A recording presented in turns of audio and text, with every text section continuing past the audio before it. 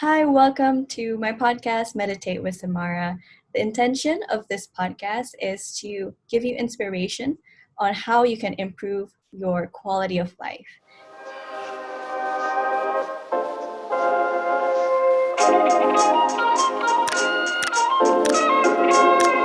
And today's topic, I believe, will really introduce you to a certain understanding about how you can significantly improve your quality of life.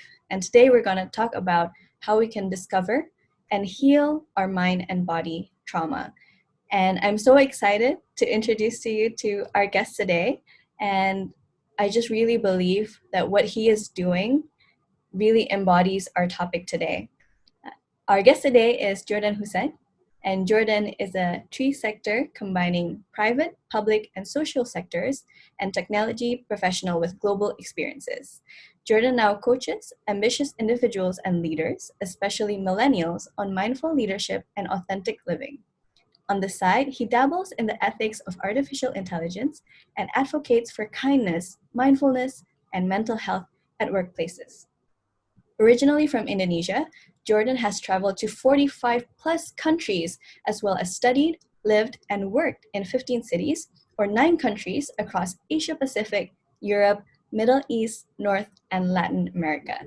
His values are fairness, equality, meritocracy, humility, kindness, compassion, gratitude, service, and continuous growth. Also, diversity and inclusion and belonging are part of his DNA, and he co-founded a social enterprise named SabangMerauke to promote tolerance and nurture diversity in conflict-prone Indonesia. Jourdan has won multiple accolades, awards, scholarship, and has the following degrees from Stanford, Oxford, and Wesleyan. Welcoming to this podcast. Hi, Jourdan. Hi, Tsamara. Hi, Sammy. How are you today? I'm feeling good. This is my second time on podcast, but this is first time to talk about something heavy. I'm so privileged that we can talk about this today. I'm really grateful that you're on this podcast. And before we continue, can you probably introduce more about yourself other than what I have shared? Because I'm sure you're so much more than that. Well, my name is Jourdan. I'm a conscious, I guess I'm an evolving consciousness. By passport, I guess I'm Indonesian, but by everything else, I'm just another human being on this planet. But a lot of us like to introduce ourselves with our identity, like achievements, jobs, names, nationality, religious affiliations. But I'm just a human, so I'm here to share what it means and what it feels to be human. And yeah, that's me. Thank you for sharing that. There's a certain connectedness to remember that we are all just human beings trying to grow and evolve together, and that's beautiful. Yeah. And before we start our podcast, I actually really want to be grateful for you because you suggested that we should do a little meditation before we start, and I completely agree that this is a beautiful way to start the podcast. Are you ready for this? Yes, I am. Guide me to your meditation. Yes. So I'm thinking of doing a breathing meditation. And for our listeners who is listening, you can also please join in while you're listening at this moment. We're going to do a quick breathing mindfulness meditation. And to start, I want you to find a comfortable position that grounds you. You can either sit cross-legged, or you can have your feet on the floor if you're on the chair. Okay. I'm gonna sink myself down to the earth and ground my feet. Okay. That is really good. Grounding to the earth is really, really good. We're gonna try to find a stable and straight spine. So putting your head and on your shoulders and your hips in one straight line. Have a deep inhale here and exhale to relax your body. If you haven't, you can close your eyes. We start this quick breathing mindfulness meditation. Now here we start with taking one deep breath together inhaling through your nose. Open your mouth and exhale. 2 more on your own, breathing deeply. And as you exhale, try to release any tension you feel. Very good. One more time.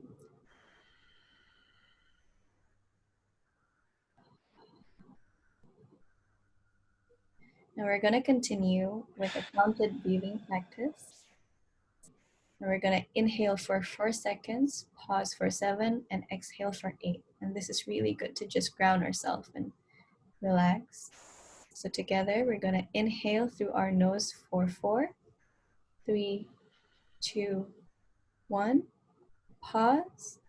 2, 3, 4, 5, 6, 7, 8. And exhale. 2, 3, 4, 5, 6, 7, 8. Let's do it one more time. Inhaling. 2, 3, 4.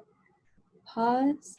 2, 3, 4, 5, 6, 7. And exhale through your mouth. 2, 4, 5, 6, 7, 8. And do this again on your own. Inhale. Pause. Open your mouth and exhale.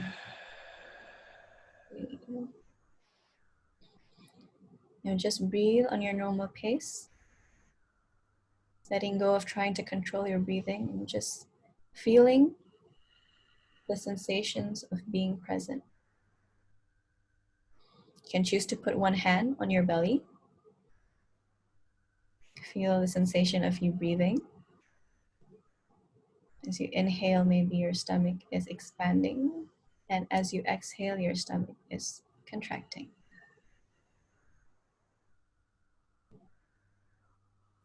Letting your mind wander.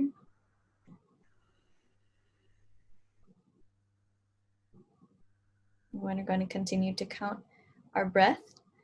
So on every end of an exhale, count 1, and then we're going to count until a cycle of 5. I'm going to do the first few together. Inhale,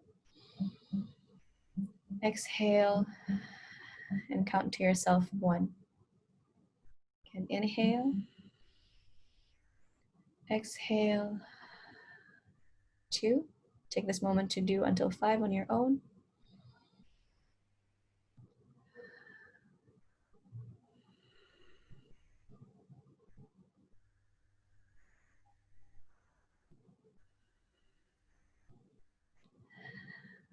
Beautiful. Now let's take 1 deep inhale together. Open your mouth and exhale, release. Leaving a gentle smile on your face. And when you're ready, you can gently open your eyes and come back to the present moment. There you go. Very quick. Welcome back to the Matrix. How did you feel? I feel good. Thank you. Thank you. I didn't do my meditation this morning because I rushed to the beach to surf, but thank you for the space and the guidance to finally properly breathe, our source of life. Yeah, I'm grateful that you are here to share that energy with me as well. So today, coming back to the topic of discovering and healing our mind and body trauma, I'm wondering if you can share, how did your journey start from, the accomplishments that we were talking about earlier as I introduced you towards more healing and also being a consciousness human being? Can you share a little bit about that, please? Well, my journey started, I guess if I could reflect even and then take the journey even further back, like it started when I started my journey at Stanford, and then no one really knows about this story except my Stanford friends. I mean, I did my undergrad and my grad school in Stanford in the US, and first year of Stanford, I almost got kicked out from Stanford, that I was not achieving enough. I was part of this like group of people that almost got academically disqualified. And that put into an existential sort of like crisis for me. I'm like, oh my God, I've always been achieving, and how the hell that I'm now not achieving anymore? And they almost kicked me out for something that I deserve. And then I went through this like mini depression of like imposter syndrome and anxiety, and then just constant worry. And since then, I start going into meditation. And I struggle so much every time I meditate for just 5 seconds. My mind just like, you know, like for any type A out there who listen to this podcast, you might relate to this, that you cannot even sit and quiet your mind for a tiny seconds, right? Because we're constantly on this like rush of trying to be ahead of our own presence, because we want to go further. We want to keep going, chasing. And yeah, and then that grounds me. And I started seeing therapists because the school told me I should seek a psychological help for my anxiety, for being almost academically disqualified. And then the following 6 months, I had a life coach who started guiding me and coaching me towards this journey of discovery of my own self. And since then, I've been just very mindful and very interested in the field of mindfulness. I never really know about healing really until last year, when I started when I started benefiting from the power of sacred plant medicine. And plant medicine could be anything, like any plants in this planet are medicinal, you know, like jamu, herbs, type of any kind of herbs like daun kelor or moringa. But there's also the one that's quite substantial, quote unquote, if I may sort of like bring it up in this podcast, like the psychedelic ones, you know, like mushroom, peyote, which is the cactus type of plants in the Andean mountains, or ayahuasca, the one that we found in the Amazonian jungle.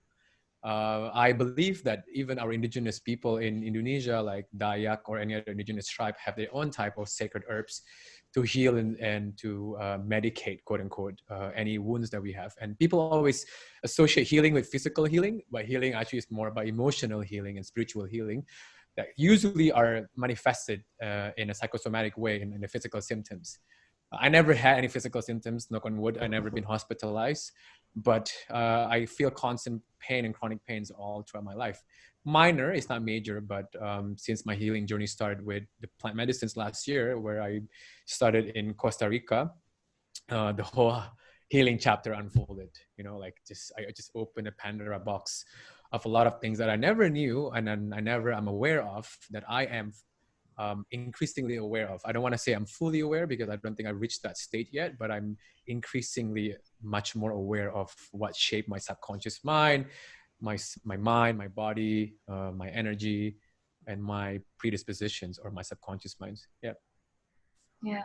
Thank you so much for, sharing your story. It's just very vulnerable and courageous at the same time to be able to open up to people about the struggles and the challenges. And I believe a lot of people need to hear this so they know that they're not alone.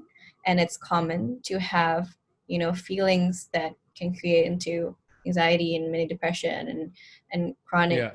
um, Yeah.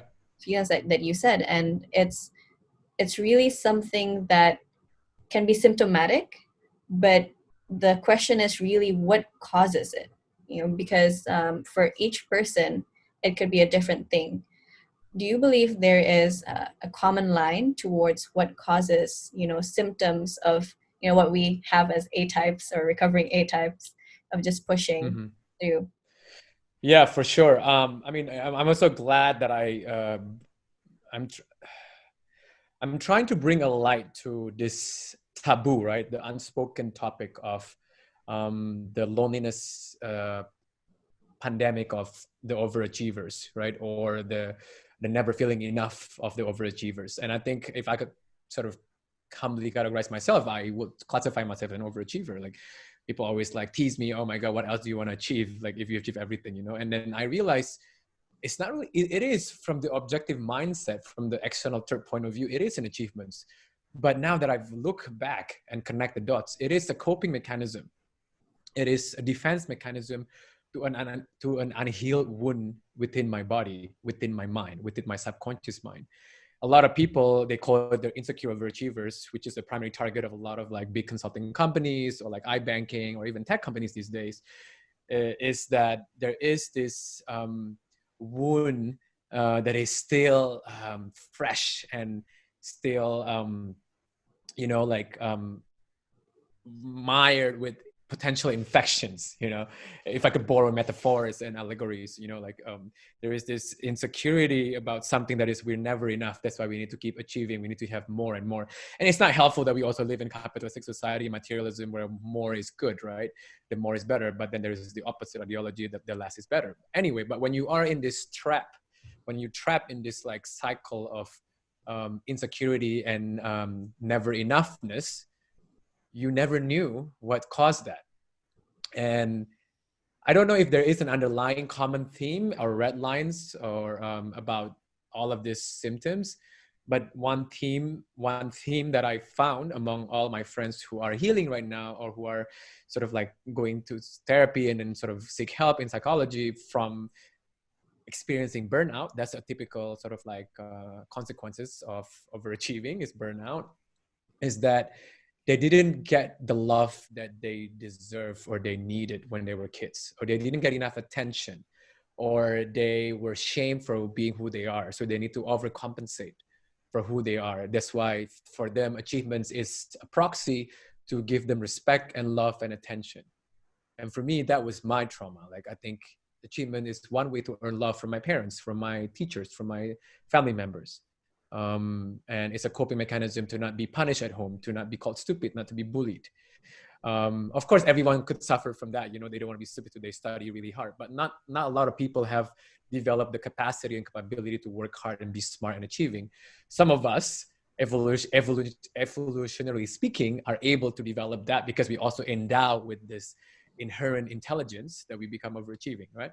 Yeah. But others slide into depressions, or just like have very unfulfilled life, or develop other kind of coping mechanism, addictions to a lot of things. And I will talk about addiction later if we may. But I am addicted too, actually. I'm addicted to achievements. That's my addictions. I'm addicted to workaholism. I am addicted to proving myself that I deserve love and attention and recognition from the people that love me, even though I know they love me, but I just never can feel it how they love me, because I've blocked that form of love, because my first trauma was not healed since then. And that trauma has been there for like 20 something years. Wow. Thank you for sharing. As you speak, and I'm trying to listen to you compassionately and in full body, I can't help but really relating to what you're saying, because as words that are coming out, as you are explaining your experiences, I also used to identify myself as an insecure overachiever. I also felt like, after listening and understanding a bit more about trauma that we will talk about, I realized it came from a childhood experience where I felt I needed to prove myself that with my accomplishments, I'm more deserving of love. So it's something that is really opening, my heart and this wound. And you do talk about trauma. You mentioned it a few times. Can you probably scope it for us? And what is trauma and maybe what it's not? Because these words is often said now, trauma. Yeah. You understand, Thanks for asking that. I think there is an over appropriation of the word trauma, and even some of my friends jokingly call me, your name could be Jourdan Trauma Hussein. Like the past year I've been talking about trauma all the time, but that also what got me attention, maybe that's your attention as well, to speak in this podcast. But I think I want to normalize trauma, that trauma is not a shame and it shouldn't be stigmatized. Trauma is part of our life. And trauma is it's coming from the Greek origin, which means wound or scar. Yeah. And from a lot of research also, that when they study humanity and evolution of humanity, trauma actually is the sudden traumatic changes to the environment. It's what drive evolution. So if we can sort of microscopically put that in the context of humans as us as an individual, trauma is what evolve us. If we are able to sort of overcome trauma, we are able to evolve further, and then we're not becoming extinct. And what I mean by extinction? Extinction means that you are dying prematurely. You're dying out of disease. You're dying out of like depression or anxiety or mental health, right? And if you are able to sort of grab and grip the trauma at its own core, and with your own power overcome that trauma and heal that trauma, you become a better person. I mean, I don't want to use maybe the word better, but like become a stronger, evolutionarily speaking, person. Yeah. Yeah. But trauma, if you want to scope it down, anyone can be wounded, especially sensitive kids. I am a very sensitive kid. I feel a lot. I mean, there's even a terminology in psychology called the empath, or the highly sensitive person. They call it HSP. And we can be wounded in all kinds of ways. You know, we can be wounded, and then when the wound is there and it's not treated, it becomes a scar. And when you have a scar, that part of yourself, and especially when it's emotional wound, it doesn't grow. That's why a lot of us, the overachievers, are disconnected from our own emotions, from our own feelings, our own neuron system. I mean, when I coach my clients, I always ask them, what feelings do you feel right now when you explain me that story? And they all clueless, you know, they don't even know.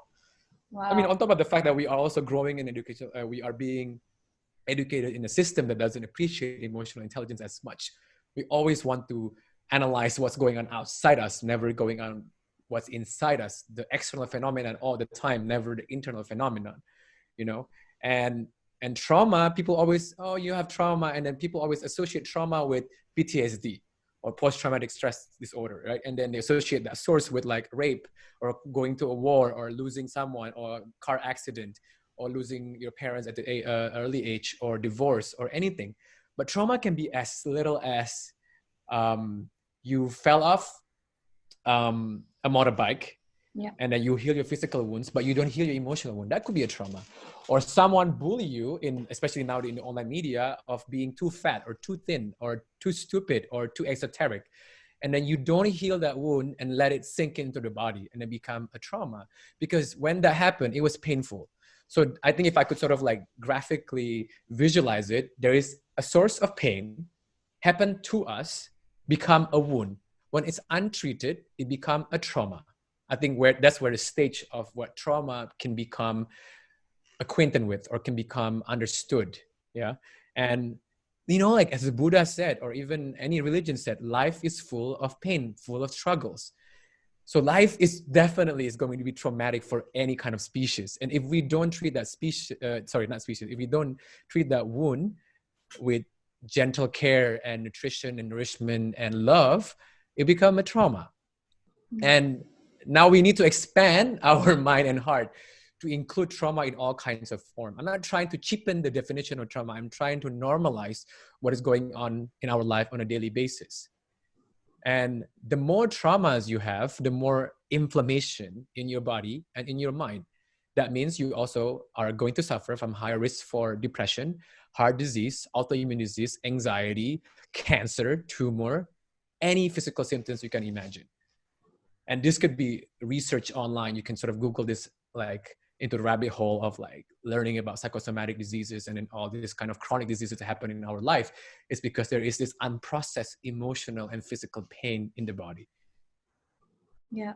Sorry, that's like a long-term and longer definition of what trauma is. But I mean, if I don't do that, I think people will just like short-term it. You know, they will cut it short into a very sort of too narrow definition.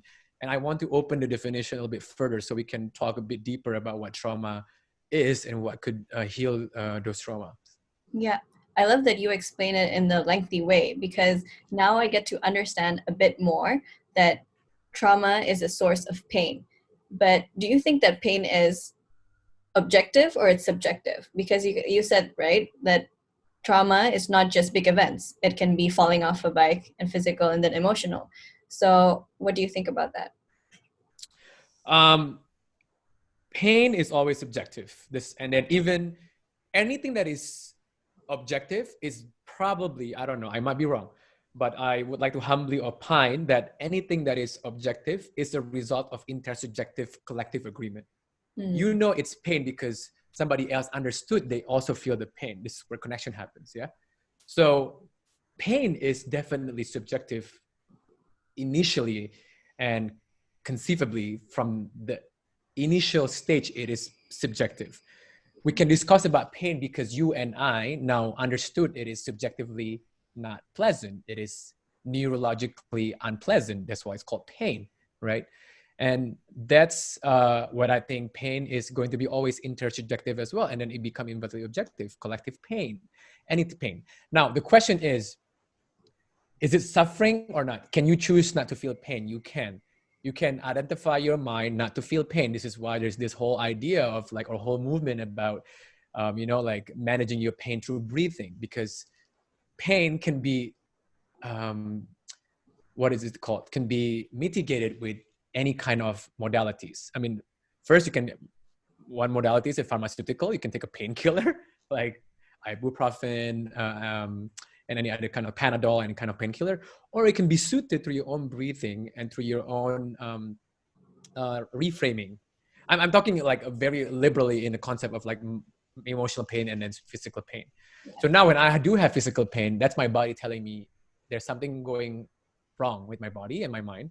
So I usually now, instead of taking pills or any painkiller, I sit down, I breathe, and then I rest. And usually the body heals itself, because that's another thing that we have to talk about, self-healing, like how the body heals itself. So yeah, sorry, I take another longer like route and twist about what pain is all about. But pain is part of life. I'm just saying that because it is just part of life. But suffering is your own choice. Yes. Do you choose to suffer or not suffer from the pain?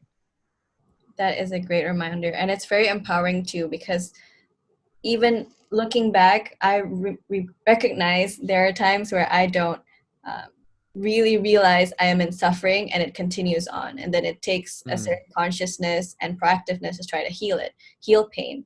And I also want to respond to what you said when you were feeling pain and you just breathe into it. I just learned this new meditation called pain meditation. And when you feel uncomfortableness or tension in your body, you just put your focus onto it, and it just slowly heals. It releases. It's amazing. Yeah, it's crazy, right? It sounds very woo to some logical people. It's like, that's bullshit, because they got sucked into this like hyper rationality, where everything has to be explained and rationalized by science. Science is good, but I'm just saying science also limited. There are many things in life that hasn't been explained by science yet, because science is not an ideology. It's a process. It's methodology. It's trying to prove something phenomenal in the natural world with certain type of precision and data, right? But there's not enough data to prove that meditation helps. Now there is. But before that, it's always become, or it's always been associated with religious rituals or like modalities. Yeah, it's never been taken as a as a medicinal modern science, modern medicine. And now in the US, even meditation app Headspace are partnering with a lot of like health insurance companies and hospitals to incorporate meditation into the chronic pain alleviation, because there's science now to prove that meditation helps in reducing a lot of pain in the body and also to heal yourself. Definitely. The one that I've read a lot, the research is called like the mindfulness-based stress reduction by John. MBSR. MBSR. He's the guy who created mindfulness more towards the Western society. But anyway, coming back to our topic today, we have discussed and you have helped us understand what trauma is and is not. You normalize that definition.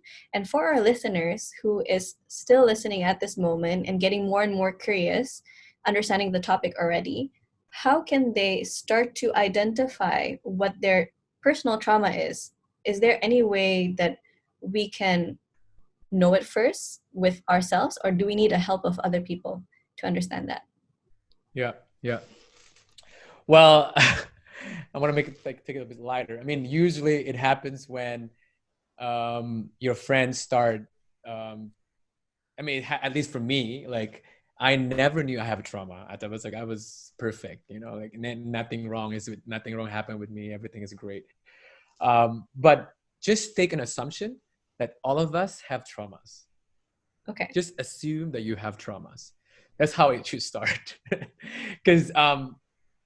Because without that, then you need to sort of throw yourself into this rabbit hole of like mindfulness meditation discovery, which not all people are aware of that they should be doing it, which I highly encourage and exhort everybody to do meditation or any kind of mindfulness or meditative work that is going within. Yeah.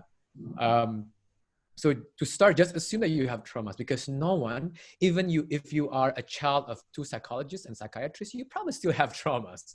I have friends who are like a child of like 2 psychologists. She's very overachieving, very like, a go-getter, very centered, but still have some community traumas, because no one left childhood unscathed. And then also from the fact that life is just full of pain, chances are we still miss some opportunities to heal those pain from becoming a wounded sort of source of pain or trauma, right? So assume you have traumas, and usually the easiest way is to tap into your body, in which part of your body you feel the most incessant chronic pain from. I usually feel it from my head and my neck and then my hips. Apparently I have a lot of anger. And that's the other window for me. I did yoga and then I started doing yin yoga, which is much more feminine and more sort of therapeutic and restorative. And I discovered, and yin yoga associated with like trauma-informed yoga practices, yeah? And I started realizing every part of your body restore all memories. It restores all pains. It restores all emotions. So if you never process all emotions in your body, chances are it's still restored there. So touch your body, like, not sort of like in erotically, but like touch your body in a more compassionate way. Do the body checking before you sleep or after you wake up. Touch your body. Like, are you okay? Is this good? Is my neck very stiff? The body doesn't lie. If it's stiff, it's probably, I'm not saying you're traumatized from your neck or shoulders. Probably you are from physical trauma of like typing too long in the desk. Yeah. But there could be a deeper sort of source of trauma that could still stem in those body parts. And all body parts correspond with some kind of traumas. And the other thing, look at your addictions. What are you addicted to? Short-term pleasure, or like substances, alcohol, bulimia, eating, sugar, gambling, sex, technology gadgets, games, work, porn. I'm just trying to put it out there, not to stigmatize this, because it's time for us to normalize what we're addicted to. I must be honest, I was addicted to many of what I just mentioned to you, including achievements and proving myself and working, and even like obsessing about my body. That's another addiction, about like, oh my God, how do I shape this? Because I have a trauma in my head that I'm not good enough. I'm not beautiful enough, right? And addiction is usually, it's a short-term escape. It's a short-term pleasure, because the pleasure is basically wrapped in a form of pleasure as an escape. It's camouflage, but we suffer from negative consequences in the long term, and the inability to get away from them, to give it up, because we keep going back to what we are addicted to. And a lot of us, I can see a lot of young people now addicted to their phones. I am still trying to get away from my addiction to my phone, because if I feel uncomfortable, if I'm trying to eat and I feel like I'm eating alone, I immediately check my phone. Because immediately I become gratified. There's this instant gratification to run away from this uncomfortable feeling that my body is telling me I have an emotion that I need to process, but I choose to ignore it and I choose to deny it. And that's the other trauma sort of like discovery that you can do to yourself. Yeah. That's so true though, especially with the phone and instant gratification. Like, yeah, we can't really be with our minds for just a moment. And we always feel, or even before I learned about mindfulness or meditation, if I'm working already full day, and then when I'm taking a break, I'll be looking at my phone. And of course, that's not really taking a break, because I never learned that it's okay to just be. I felt like I had to do something. And, with especially yin yoga, I love that you mentioned it, because with yin yoga, you stay in a certain position, opening places in your body that is usually tight, for 6-7 minutes for a long time.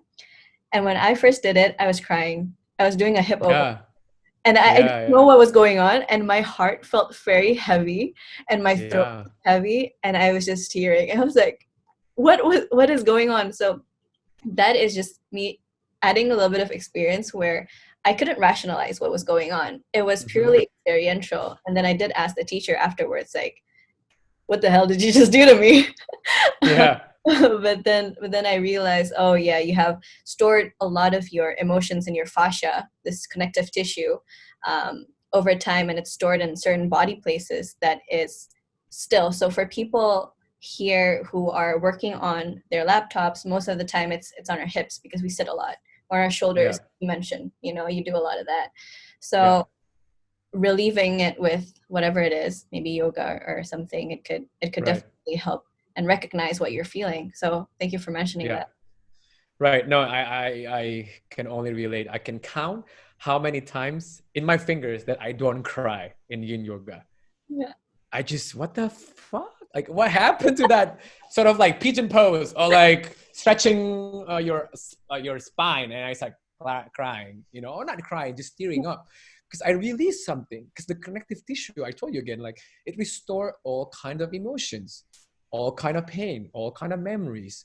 And when it's being rehabilitated in the physical therapy, which is yin yoga, it heals itself.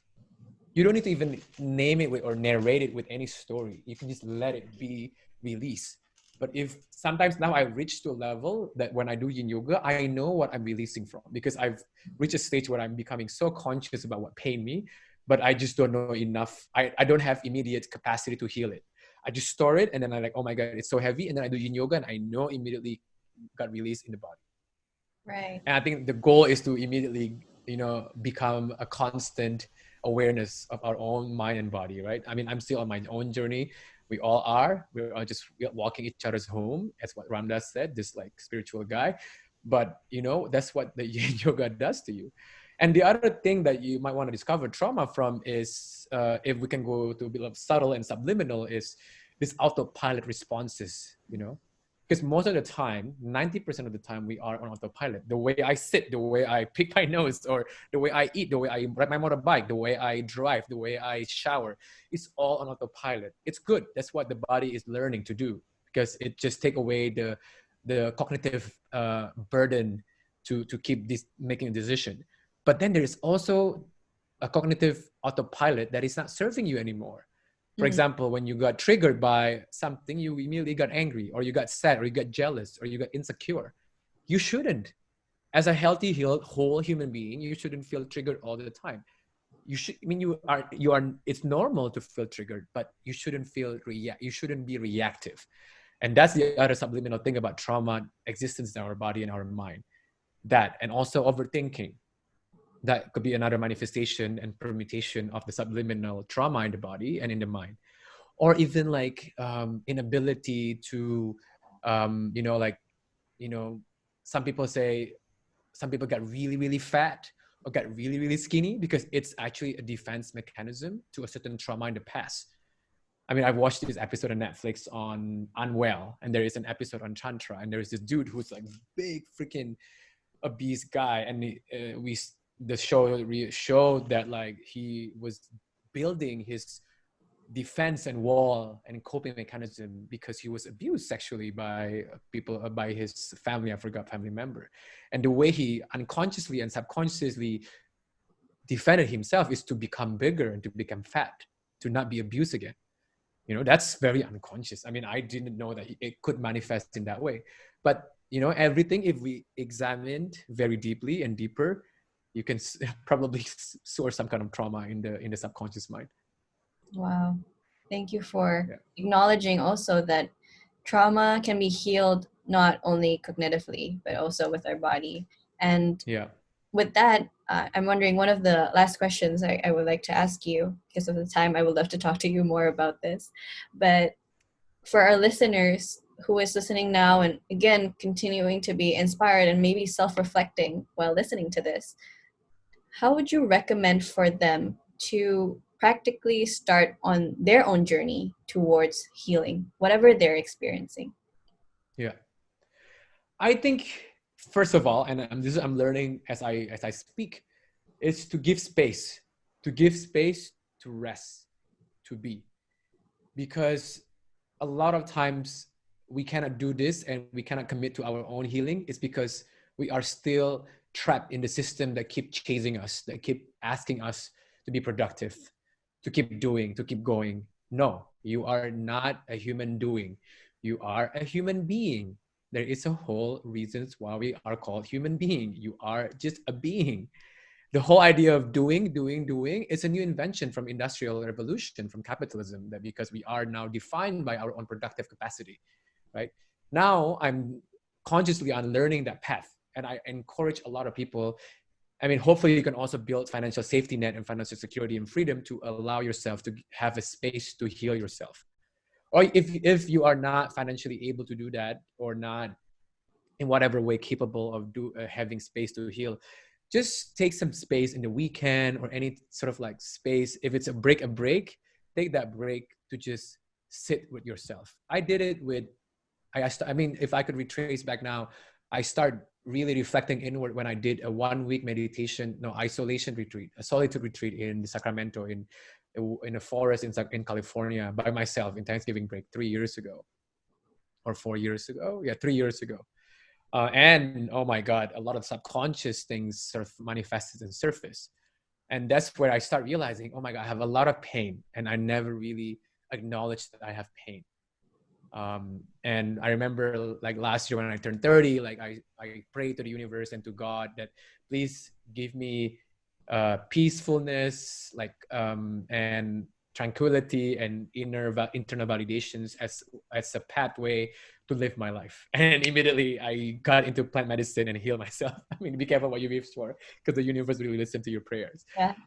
But again, start with a permission to let yourself be healed. Because a lot of time we blame and guilt ourselves for even healing ourselves, because when you're healing, you will not be able to produce anything, trust me. Last year when I started my healing journey, for 6 months I cried every day, and I had to take 1 month off of sabbatical from my work just because I couldn't help myself but crying, since I discovered my own trauma through the help of plant medicine. And since then I started looking for professional help, like therapists, hypnotherapists, healers, coach. And then I continue it by my own, by doing meditation and yoga now, and also find a community that are like-hearted, not only like-minded, because a lot of people can talk about it intellectually and cerebrally about trauma, but they never practice it. And then they just like probably can gaslight or like sideline or ignore or undermine or underestimate or underrate your trauma, because they work on their mind only. But find people who have the same heart frequency to be with you and accompany in your journey of healing. And it will probably also happen naturally. I start attracting people who are healing themselves, and then start reaching out to me that, hey, you know what you say resonate. I'm so glad you said that.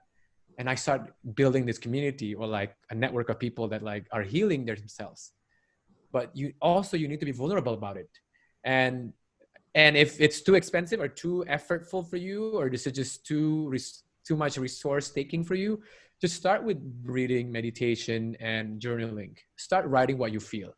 And that's where you discover, oh, that pain is actually rooted in this memory or this event in my life when I was 4 or 5 or 17 or 16. You know, like it will start revealing itself. Yeah.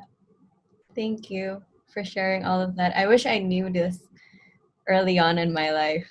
You know, don't regret that you wish you knew this earlier. You are in your own journey, that it is the time right now for you to do this. I mean, I had the same regret. Oh my God, I wish I knew that I had this trauma, blah, blah, blah.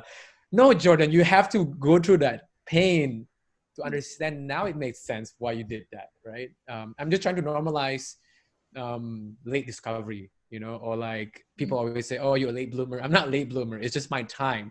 And I think we need to stop this societal conditioning. By this age, I should be this. By this age, I should be that. No. We are on our own journey, individual, unique path. Never compare ourselves.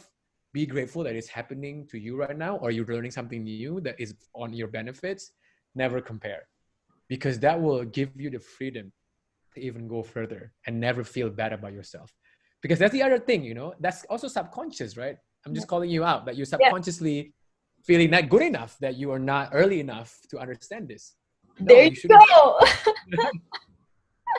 Oh, I'm excited. This is totally like the podcast you told me to listen to.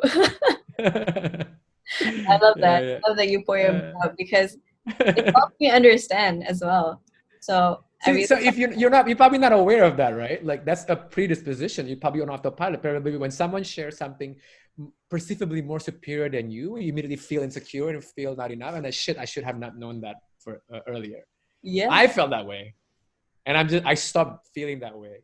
I mean, I went through my own coaching and therapy. I went through a lot of shit, but for someone who has gone through that, I'm just calling that shit out of you, that be aware of that, you know, like we are I mean, I probably have that too. I don't know. It manifested in different ways.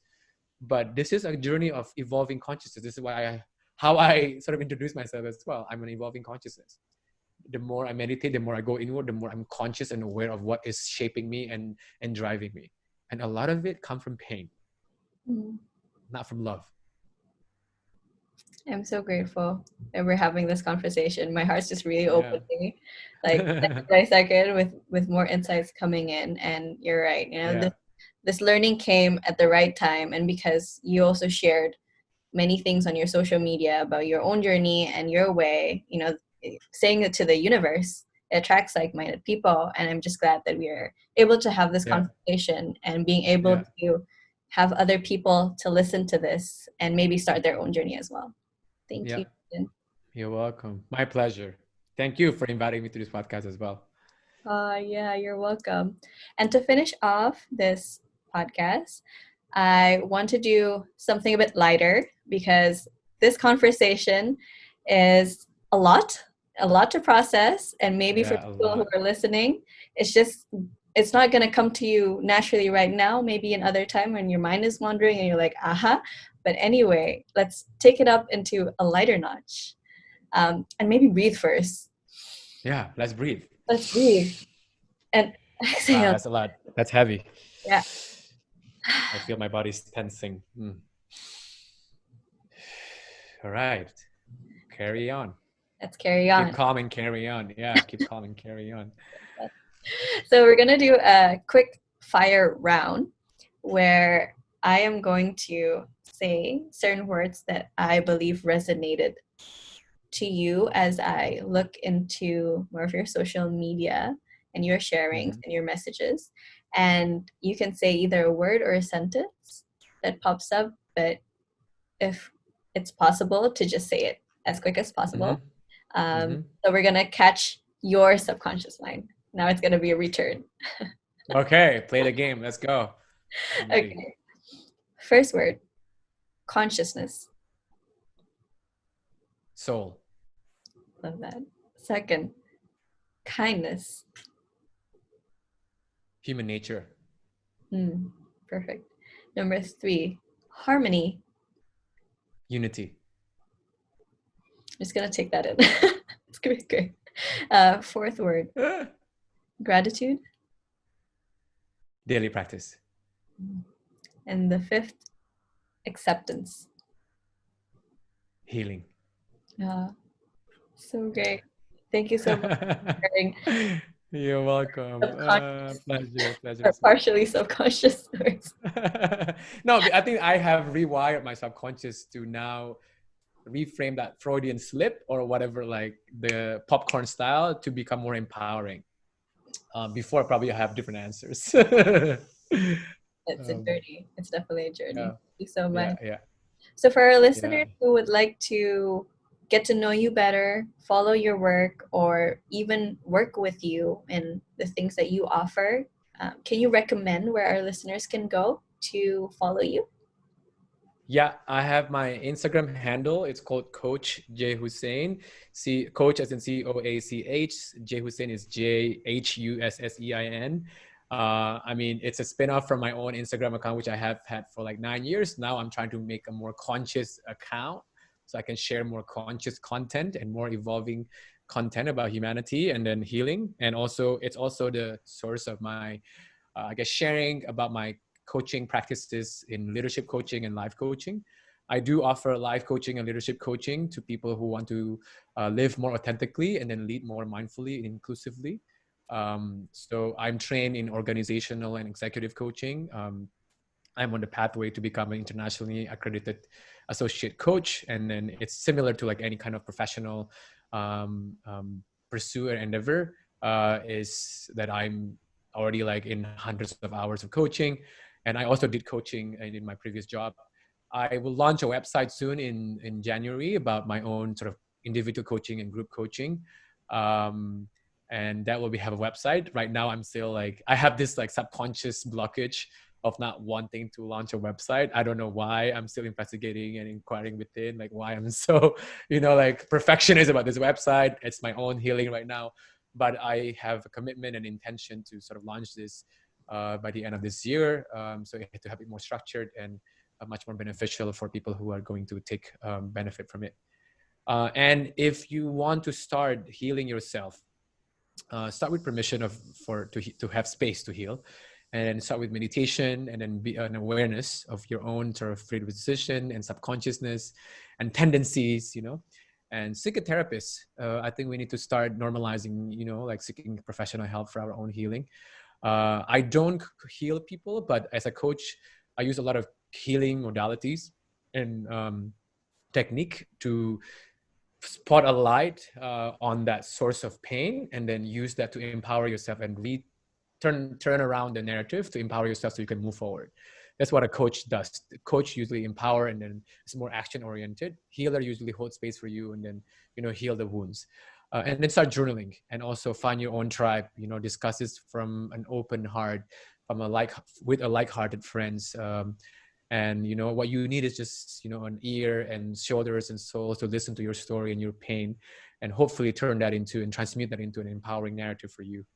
And if you want to read more, there is this phenomenal author named Gabor Mate and Bruce Lipton and Joe Dispenza. I highly recommend these people. And also, if for more practical stuff, listen to Brené Brown, a woman who's trailblazing the field of research and vulnerability and connection.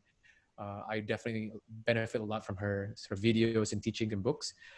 So yeah, I mean, unfortunately, we don't have that in Indonesian yet. I wish that more Indonesians can have access to this, because as a developing country, we also suffer from collective trauma from colonialism and a lot of other shit that happened in our country. But for all the global citizens out there, and these are the renowned experts that I've been tapping my knowledge from. And I hope you can sort of benefit as much as I do as well. And also another guy, Eckhart Tolle, New Earth, and what's the other one? The Power of Now. The Power of Now. The Power of Now. Yeah. Yeah. Yep. Thank you so much. That's it. You're welcome. I really appreciate your space and your energy and your wisdom, trying to help us, me, myself included, very much so, to understand this phenomenon that is so important in shaping our life, from our thoughts, emotions, behaviors, and where we are at today. And I hope that the listeners also appreciate you as much as I'm appreciating you right now, because genuinely this has been a really spotlighted conversation towards the things that are important. So thank you so much, Jourdan. You're welcome. My pleasure. My pleasure. Thank you so much for everyone who has been listening. I hope that you have any inspiration, then you can write down probably key points and takeaways that Jourdan have discussed with me, and you can share it through our social media handles at Tsamara Fahrana or at Coach J Hussein, and share this episode to someone who you believe needs to hear it, and share the love and connection. Thank you so much. Hope everyone is good and well. Namaste. Namaste.